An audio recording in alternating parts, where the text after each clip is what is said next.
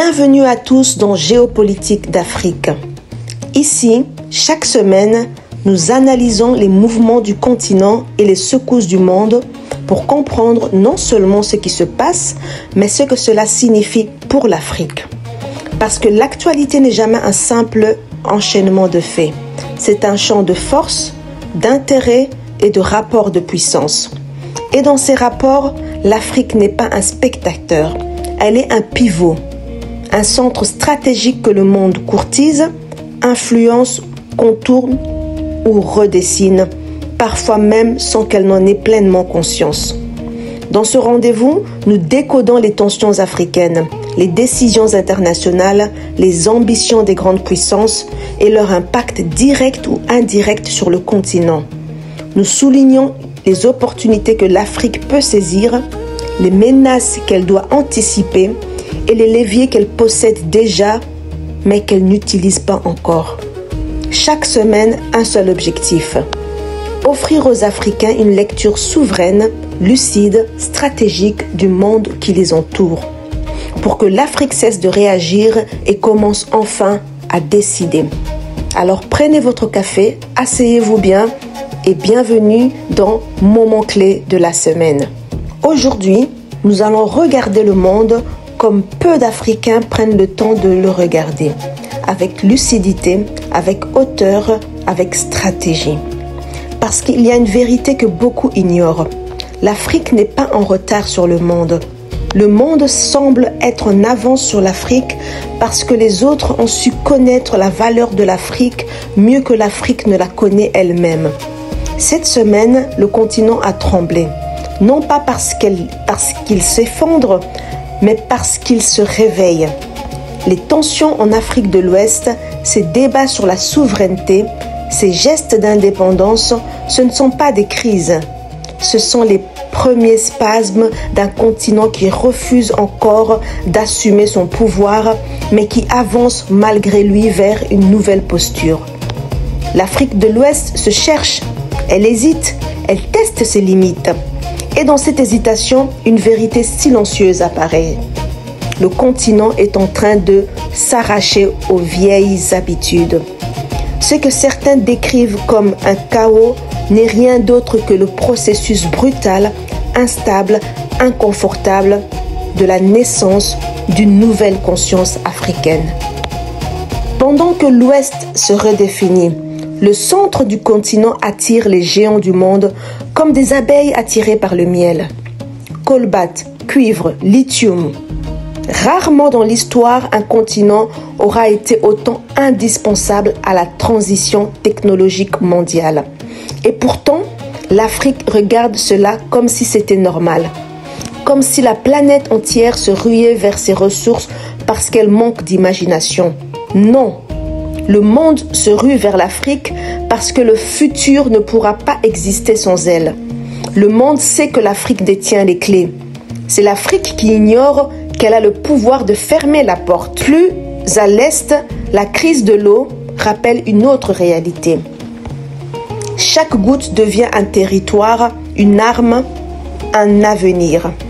Et au cœur de cette pression climatique, une opportunité gigantesque apparaît. Celle de devenir la puissance hydrique du futur.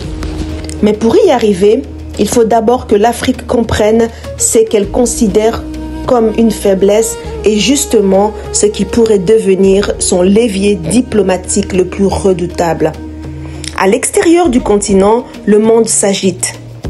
Les États-Unis et la Chine poursuivent leur affrontement silencieux dans une guerre technologique totale.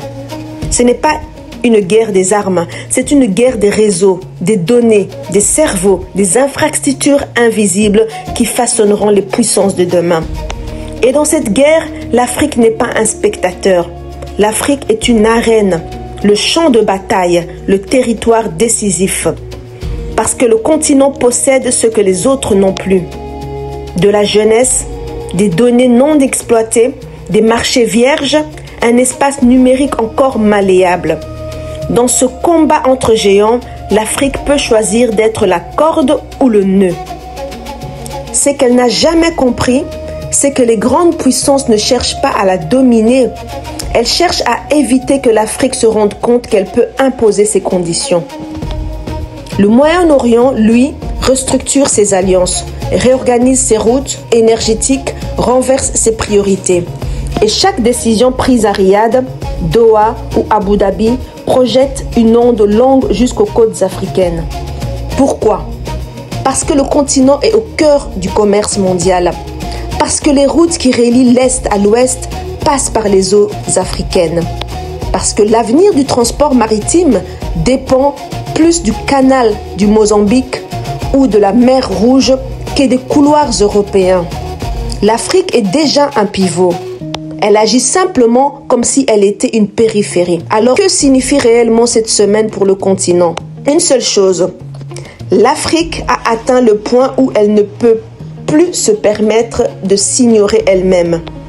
Les minerais qu'elle possède ne sont pas une bénédiction ni une malédiction. Ce sont des outils de négociation.